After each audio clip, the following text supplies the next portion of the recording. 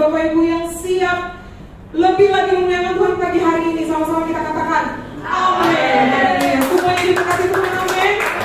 Mari Bapak Ibu yang siap memuliakan Tuhan lebih lagi, saya undang untuk bangkit berdiri.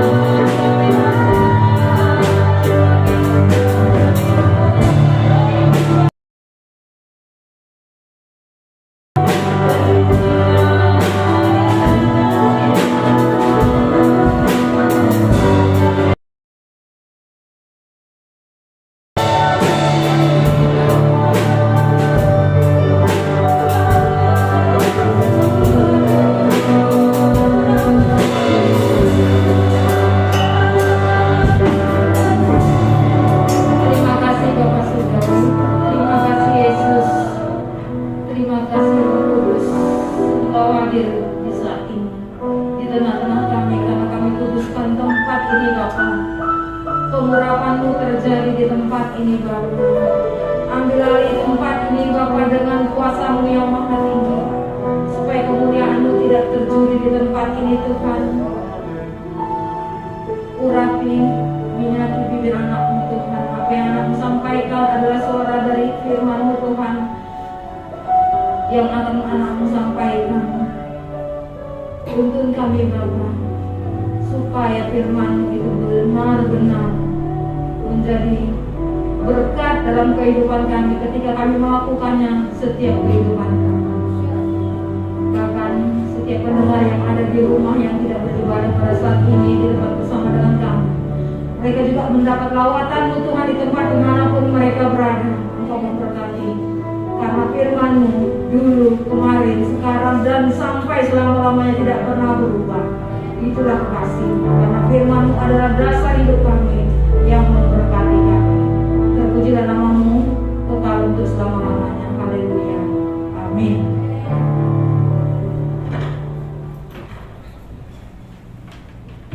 Shalom. Puji nama Tuhan, kita dapat berkumpul kembali di tempat ini. Puji memuliakan nama Tuhan dan belajar kebenaran akan firman Tuhan, di mana kita tahu firman Tuhan itu sungguh luar biasa di dalam kehidupan kita. Hari lepas hari kita selalu merasakan kasih Tuhan yang luar biasa, di mana kasih Tuhan itu sungguh dahsyat, sungguh hebat, sungguh luar biasa, yang sangat memberkati kita, membimbing kita terus di jalan kebenaran. Saudara yang terkasih dalam nama Tuhan Yesus, mari kita bersama-sama belajar akan kebenaran firman Tuhan dari 1 Korintus 1 ayat 4.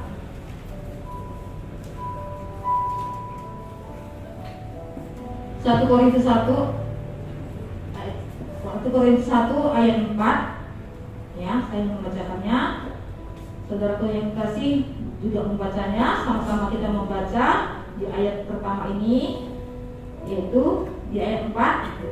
1, 2, 3. Aku selalu mengucap syukur kepada Allahku mengenai kamu karena anugerah Allah yang diberikan kepadamu dalam Yesus Kristus. Ya, sekali lagi saya baca. Aku selalu mengucap syukur kepada Allahku mengenai kamu karena anugerah Allah yang diberikan kepadamu dalam Yesus Kristus. Saudaraku, 1 bulan ini kita mendapatkan tema bersyukur dan murah hati. Nah, saya mengambil subtemanya yaitu sama mendapat kasih. Ya, artinya kita sama-sama mendapat kasih. Jangan saya sendiri dan jangan saudara sendiri. Jadi berarti kita sama-sama mendapatkan kasih, ya. Di mana dikatakan di sini, aku selalu mengucap syukur kepada Allah. Siapakah aku? Aku ini adalah kita, saya dan saudaraku yang terkasih dalam nama Tuhan Yesus. Nah, seseorang bisa mengucap syukur, ya. Seseorang dapat mengucap syukur adalah karena mengucap syukur adalah kunci di mana Allah mau bekerja di dalam hidup kita yang mendatangkan kebaikan, ya. Itu dikatakan dalam Roma 8 ayat 28 itu, ya. Makanya ada lagu berkata, lagu singkat ya, nyanyikan ya, Allah turut bekerja dalam segala perkara, Allah berkuasa mengatasi segalanya. Ya, itulah. Jadi Allah bekerja, ya. Di sini Allah bekerja berarti itu adalah suatu kunci ketika kita mengucap syukur. Karena dari pengalaman yang saya dapatkan artinya gini. Ketika kita mengalami masalah, ya, ketika kita menghadapi tantangan dimanapun kita berada, ya, kalau kita tidak mengucap syukur, beban semakin berat. Ya, beban semakin berat. Ya, karena apa? Di sini dikatakan bahwa orang pertama adalah orang percaya harus mengucap syukur. Jadi kalau orang yang tidak percaya dia selalu lupa mengucap syukur. Jadi pertama kita harus sebagai orang percaya, sebagai hamba Tuhan, sebagai orang pilihan Tuhan, sebagai orang-orang yang terpanggil dipanggil, dia harus selalu mengucap syukur. Jika dia tidak mau mengucap syukur, itu perlu pertanyaan, ya. Ada tanda tanya, ada dalam hidupnya. Ada apa? Ya. Karena apa? Dikatakan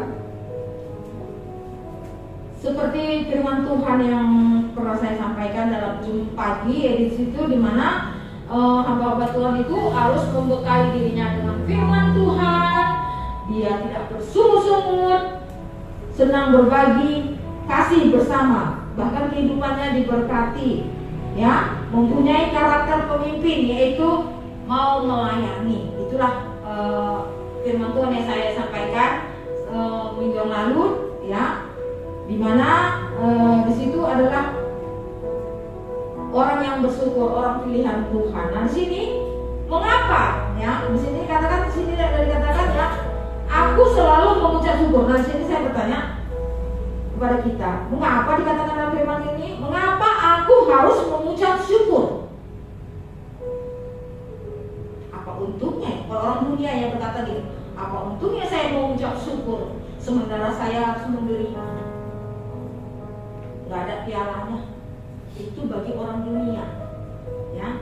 Tapi bagi kita orang-orang yang sudah akan mengerti firman Tuhan, kita harus selalu mengucap syukur, ya. Karena pertama, mengucap syukur itu adalah identitas, ya, karakter kita sebagai anak Tuhan, ya. Dimana Rasul Paulus ketika berada di jemaat Tesalonika, di jemaat Tesalonika, dia mengajarkannya bagaimana Paulus mengajarkan, yaitu dalam 1 Tesalonika 5 ayat 18.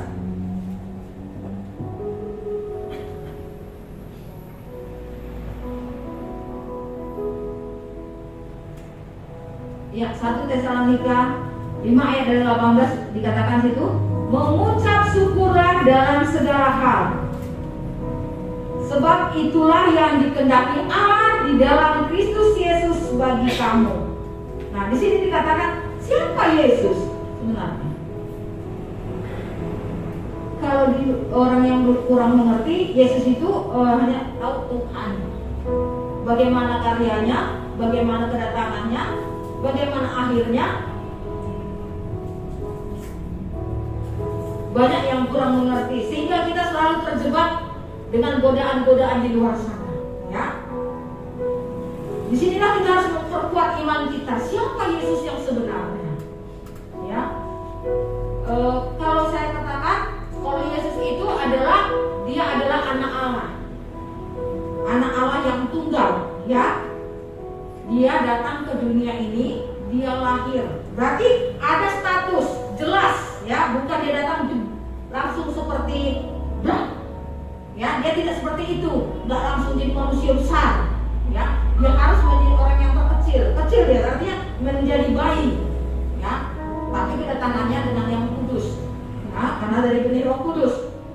Ya, kenapa dia lahir di tempat yang hina?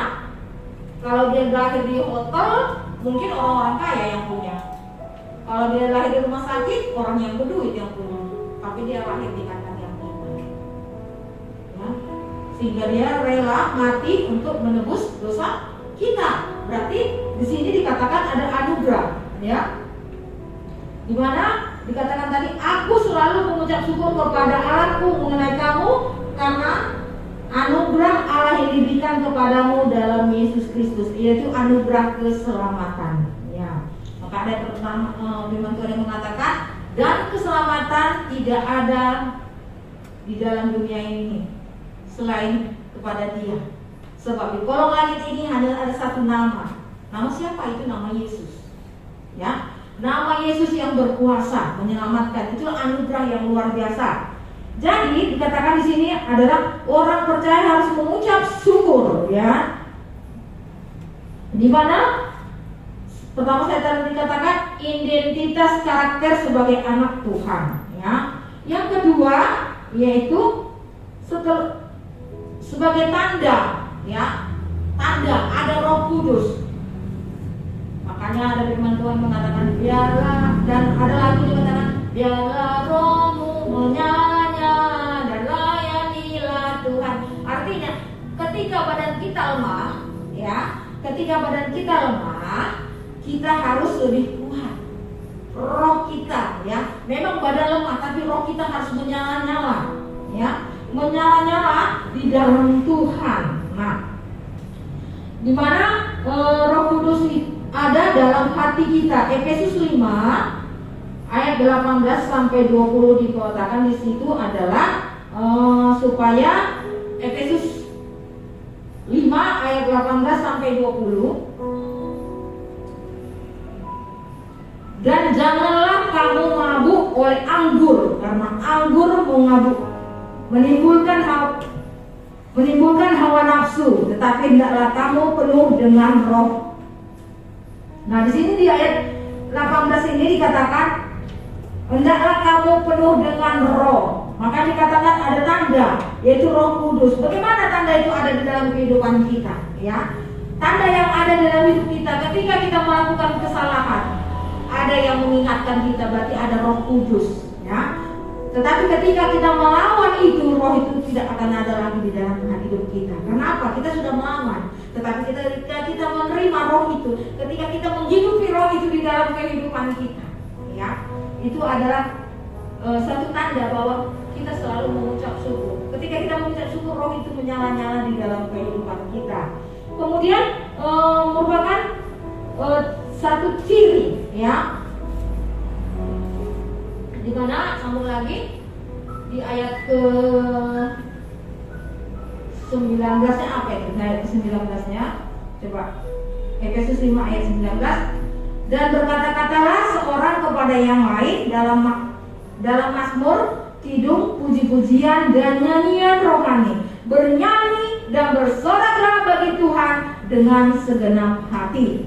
Jadi orang yang dipenuhi oleh Roh Kudus, dia suka bermazmur, ya, dia suka bermazmur, pujian-pujian yang ada di dalamnya, nyanyian, ya, dan selalu bersorak. Artinya bersorak itu artinya bersukacita, ya, bersukacita di dalam kehidupannya. Nah, firman Tuhan yang mengatakan itu.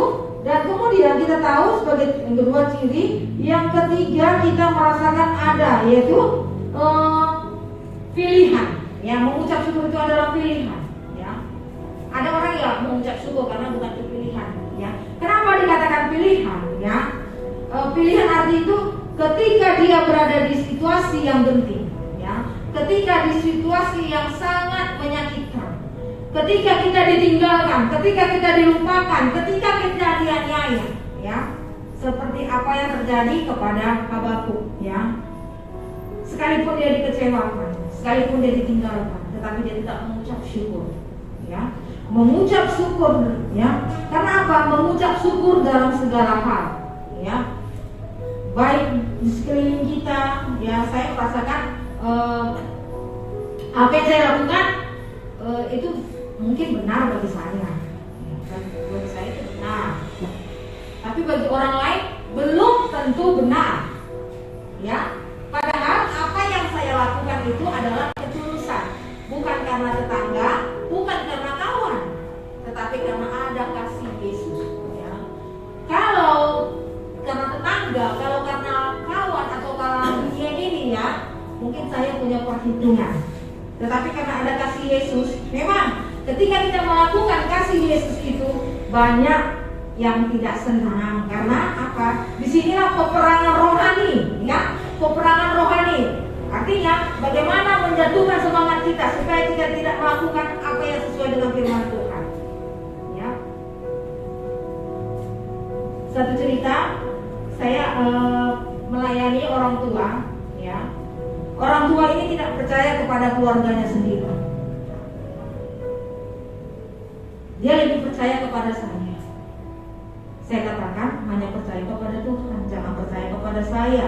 Saya adalah manusia. Dia mengajak saya bahkan untuk berobat operasi ke Medan. Saya katakan, kan ada anakmu. Tapi dia katakan, banyak yang mau menjaga saya, tapi tidak ada yang bisa menghibur saya, ya. Tapi apa kata respon dari keluarganya? Ada kecemburuan. Tetapi kecemburuan itu tidak membuat saya patah semangat. ya, saya tetap berjuang. Bagaimana seorang ibu ini bisa dimenangkan? Bagaimana seorang ibu ini bisa mengampuni anak-anaknya? Ya. Nah, dikatakan lagi yang kedua, dikatakan tadi pertama orang percaya harus mengucap syukur. Yang kedua, bagaimana cara supaya orang lain merasakan kasih seperti tema kita sama mendapat kasih. Ya, bagaimana caranya? Yaitu pertama supaya tidak khawatir, ya, yaitu kita harus memberi solusi, motivasi kepada orang-orang di sekitar kita supaya dia merasakan, ya, seperti dikatakan tadi firman Tuhan, yaitu mengenai kamu karena anugerah Allah yang diberikan kepadamu dalam Yesus Kristus. Berarti jangan hanya kita, jadi kita juga memberikan kepada orang lain seperti apa yang kita lakukan di saat ini. Kita berbagi kasih, memberikan motivasi supaya orang-orang yang tidak mampu atau orang yang tidak diperhatikan, mereka juga merasakan kasih yang kita dapatkan dalam hidup kita, ya. Karena apa? Ada lagu saya waktu sekolah minggu, ngajar sekolah minggu, dikatakan gini, kasih. K-A-S-I-A, K-A-S-I-A,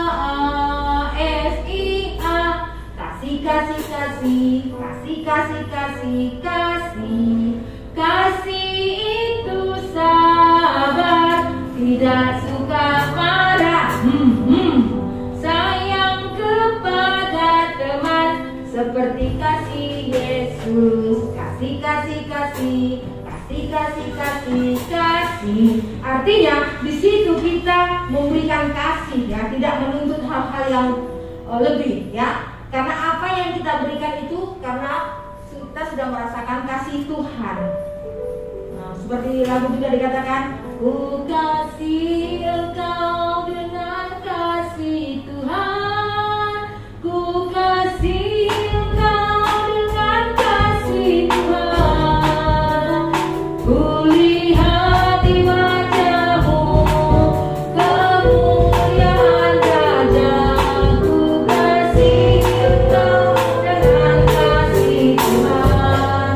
Berarti kita memberikan kasih itu dengan tulus. Kalau kita tidak memberikan dengan tulus, kasih yang kita berikan tidak menjadi berkat bagi orang lain, ya. Nah, di sini dikatakan di Filipi 4 ayat 6, ya. Filipi 4 ayat 6 dikatakan, apa dikatakan di situ? Filipi 4 ayat 6.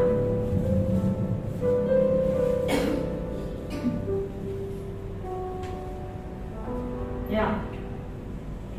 Janganlah hendaknya kamu khawatir tentang apapun juga, tetapi nyatakanlah dalam segala hal keinginanmu kepada Allah dalam doa dan permohonan dengan ucapan syukur. Berarti di sini tetap muncul lagi mengucap syukur, ya. Jadi keinginan kita sampaikan kepada Tuhan. Tuhan, saya mau butuh ini, Tuhan. Saya mau ini, Tuhan. Gampang kok. Tuhan itu tidak jauh, ya. Dia hanya sejauh doa. Semakin banyak kita berdoa, semakin dekat. Semakin jarang berdoa, semakin jauh, ya. Jadi di sini dikatakan lagi bahwa aku mengasihi engkau dengan kasih yang kekal, ya. Di dalam Yeremia 3, ya, Yeremia 31 ayat 3.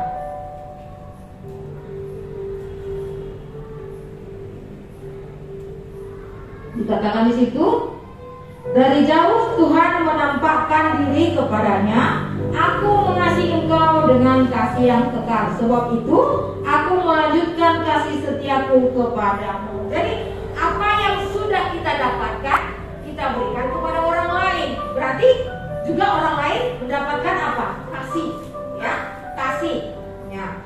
Kasih itu apa? Murah hati, tidak cemburu, tidak sombong, ya, tidak angkuh, ya. Itu sudah dikatakan. Nah, kemudian juga di di sini orang yang dikasihi harus diajar. Jangan terlalu dimanja. Ya. Nah, di mana dalam Ibrani 12 ayat 6? Ibrani 12 ayat 6 dikatakan, ya. Karena Tuhan mengajar orang yang dikasihinya, dan ia menyesak orang yang diakuinya sebagai anak. Jadi sebagai anak harus diajar, ya. Pertama dulu saya mendengar gini, jangan kamu kasih susu, itu masih bayi, kamu kasih rotan. Wah, seperti keras sekali. Itu pertama dulu saya belum mengerti kali firman Tuhan, ya. Masih dengar-dengaran, belum tahu bagaimana arti sebenarnya.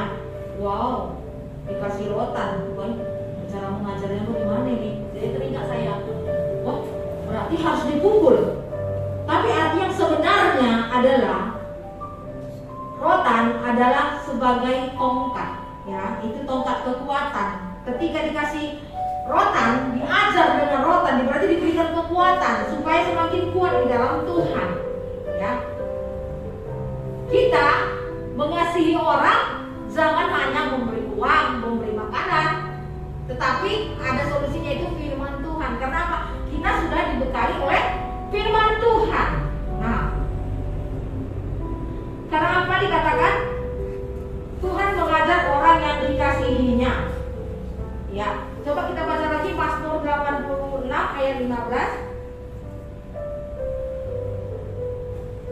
Mazmur 86 ayat 15. Ya, dikatakan di situ, tetapi Engkau ya Tuhan Allah, tapi Engkau ya Tuhan Allah penyayang dan pengasih, panjang sabar dan berlimpah kasih dan setia. Iya, Tuhan aja melimpah kasih setianya. Masakan kita tidak berbagi kepada orang lain? Berarti di sini kita mentransferkan dari gaya hidup kita, dari pembicaraan kita, dari kehidupan kita. Orang melihat, ya, mereka merasakan, ya, kasih itu. Sehingga apa dikatakan dalam firman Tuhan yang mengatakan dalam Efesus 6 ayat 23. Ya, Efesus 6 ayat 23 yaitu damai sejahtera dan kasih dengan iman dari Allah Bapa dari Tuhan Yesus Kristus menyertai sekalian saudara. Bapak Ibu saudaraku yang terkasih, ya. Pernahkah merasa tidak berbagi kepada orang lain? Seandainya itu pernah, mulai saat ini berbagilah. Jangan takut. Berbagi bukan karena kita berlebihan. Berbagi itu adalah kita memperhatikan, ya, memperhatikan yang lemah, ya, memperhatikan yang lemah. Karena apa?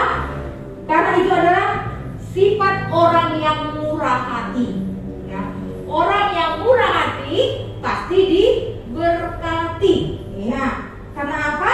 Dia memperhatikan orang-orang yang lemah. Dia suka menolong, suka memberi solusi, suka membantu. Dia tidak mau menyenangkan diri sendiri melihat kawannya susah, sementara dia menyenangkan, ya. Orang yang diberkati, orang yang peduli, ya. Orang yang peduli terhadap sesamanya. Nah, dikatakan lagi bahwa orang yang murah hati itu adalah orang yang baik. Amsal 22 ayat 9, ya. Amsal 22 ayat 9, ya. Amsal 22 ayat 9 dikatakan di situ apa? Orang yang baik hati akan diberkati karena ia membagi rezekinya dengan si miskin. Nah, di sini miskin bukan harus miskin harta dunia, tapi miskin rohani, ya. Banyak saat ini orang miskin rohani, ya, krisis rohani saat ini karena ekonomi, karena situasi.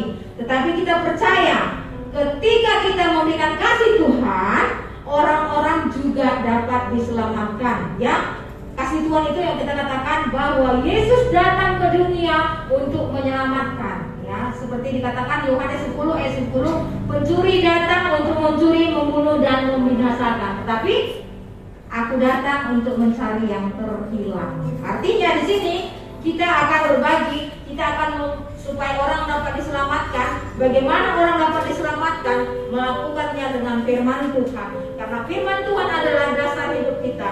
Bagi kita bahwa firman itu sungguh luar biasa, memberkati kita, mengajari kita, supaya orang-orang di sekitar kita juga merasakan kasihnya. Baik keluarga kita, baik tetangga kita, baik siapapun juga. Karena situasi di saat ini adalah situasi yang sangat genting. Oleh sebab itu, mari kita bersama menabur kasih, menabur dengan firman Tuhan, berbagi dengan firman Tuhan, karena firman Tuhan adalah pegangan hidup kita. Amin. Jadi kita katakan kepada sebelah Bapak Ibu sekalian, katakan sama merasakan kasih. 1, 2, 3, sama merasakan kasih. Amin. Kita berdoa. Bapa yang baik, Bapa yang kami sembah dalam nama Yesus, kami percaya dan bersyukur kepadamu karena kasih-Mu yang begitu besar dalam kehidupan kami. Jadikan kami saluran berkat untuk menebarkan kasih, supaya bukan kami saja diselamatkan Bapa, supaya orang-orang di luar sana diselamatkan. Oleh sebab itu, perlengkapi kami dengan firman-Mu, karena firman-Mu adalah pegangan hidup kami. Dalam nama Yesus kami berdoa, haleluya, amin. Kami serahkan kepada dalam.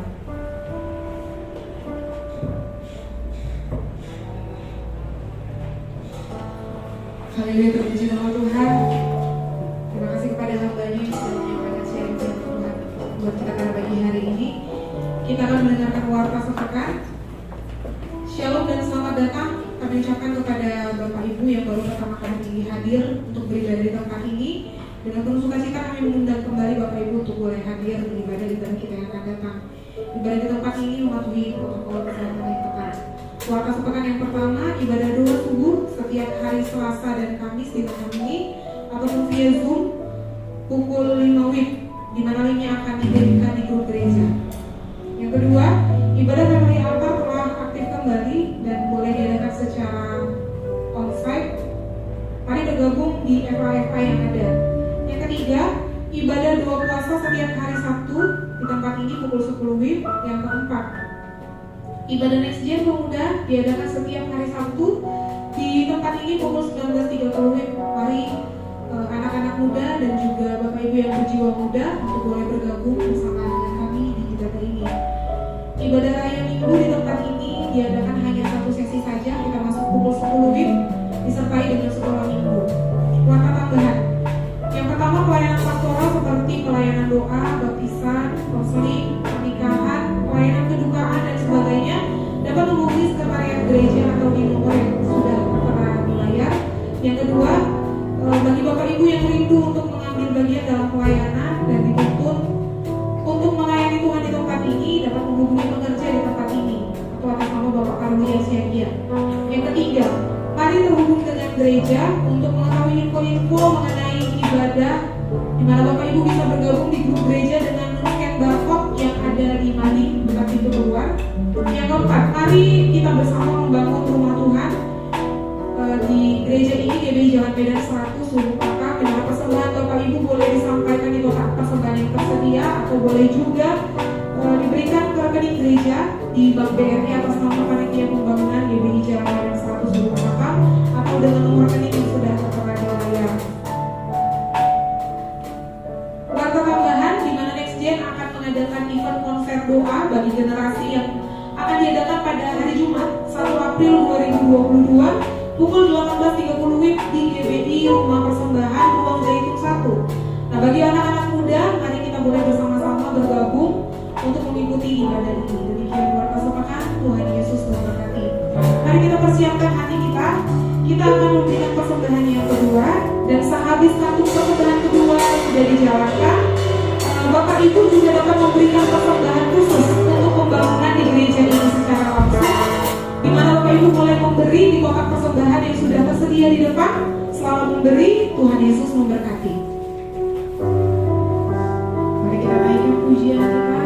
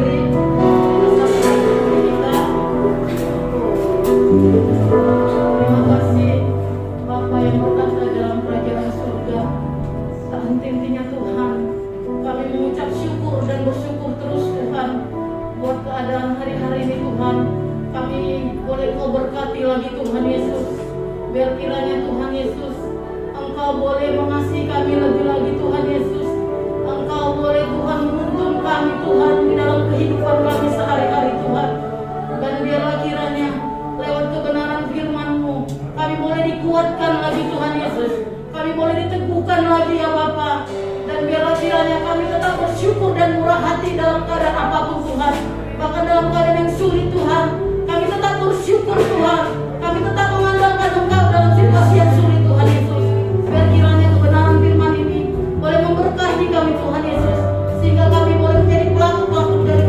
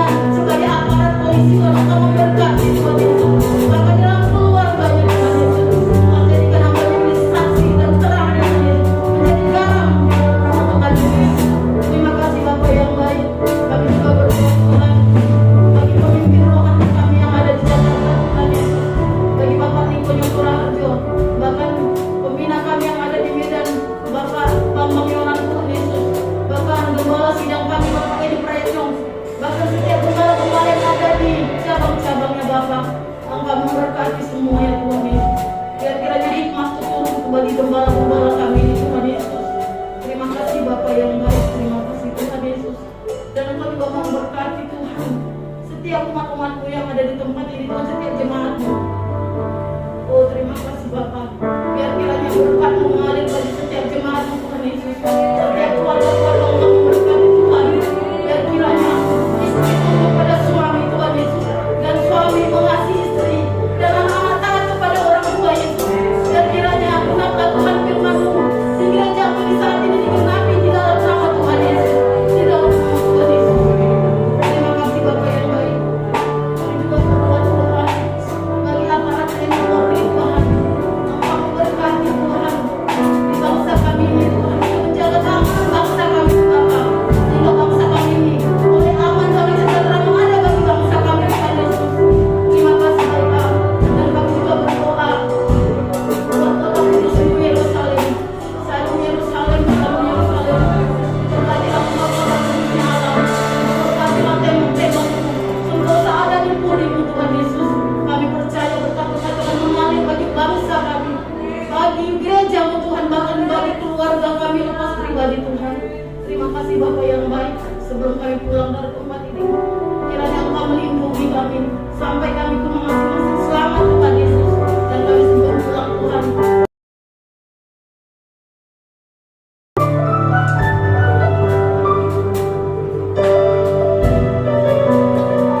Sekali lagi mari kita angkat tangan kita. Marilah kita tinggalkan tempat ini dan pulang ke rumah kita masing-masing dalam membawa berkat. Terimalah berkat kasih karunia Allah Bapa, cinta kasih Tuhan yang ada kepada Yesus hari ini, besok,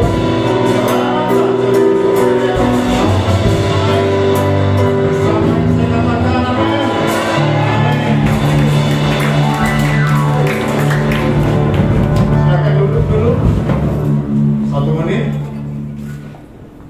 Ada pengumuman tambahan, hanya mengingatkan saja gereja kita dari pusat telah melaksanakan seminar atau konser doa peperangan rohani yang dilaksanakan 2 hari berturut-turut sampai dengan 3 hari ada dalam tahun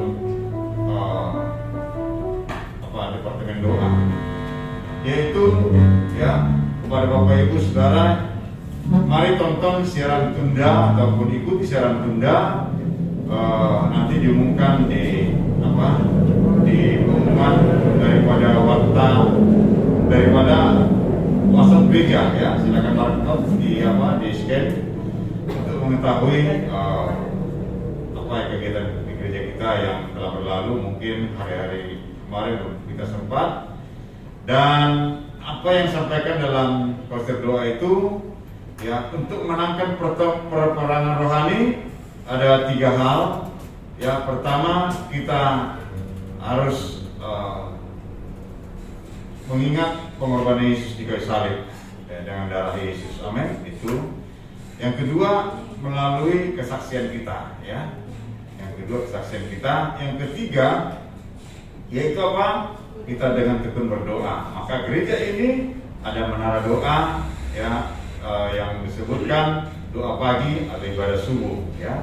Yang keempat ya, kita memperhatikan orang lemah. Maka ada dapat kunjungan, mengunjungi yang sakit, mengunjungi orang-orang yang membutuhkan pelayanan, dan memberikan sembako ya. Di Tuhan itu kaya ya. Itu yang pertama pengumuman. Ikuti siaran tunda ataupun yang ada di YouTube ya. Nanti diumumkan diingatkan kembali di WhatsApp gereja. Yang kedua, puji Tuhan, kita dipercayakan menjadi ketua umum perayaan Paskah Ekumene Deli Serdang tahun 2022 yang diselenggarakan nanti bulan Mei ya. Jadi nanti para pengerja ada juga di sana dilibatkan untuk kepanitiaan. Nah, puji Tuhan ya, BKAG ini yang terhisap di dalamnya gereja-gereja seluruh Deli Serdang 22 kecamatan. Jadi kita dipercayakan ya ketua umum ya, gereja ini dipercayakan menjadi ketua umum perayaan Paskah Deli Serdang. Jadi puji Tuhan, oleh karena Tuhan yang mempercayakan kita di gereja-gereja. Mari terus semangat dan melayani Tuhan dalam pekerjaan Tuhan. Amin. Terima kasih untuk khotbah. Shalom, selamat hari Minggu, memberkati.